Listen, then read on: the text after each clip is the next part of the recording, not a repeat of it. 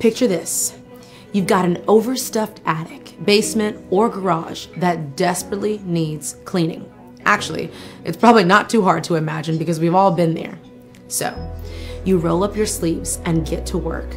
As you rip open boxes, you think you're just there to clean up, only to be bombarded by floods of feelings. You might find an old picture of your parents while they were still dating. Oh, and look, there's an old corsage, dusty old baby shoes, an old hat with your favorite team's logo.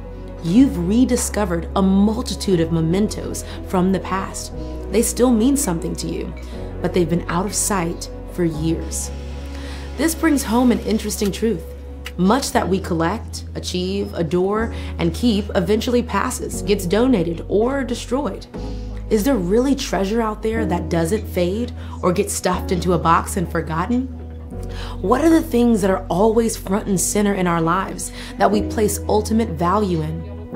Jesus' loyal followers encouraged us to believe that Christ and faith in Him are better than everything else in our lives, and He is everlasting.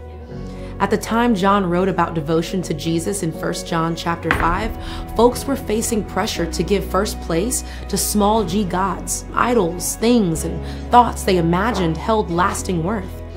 John's words, "Dear children, keep yourselves from idols," means we're to be careful who and what we give first place to in our lives.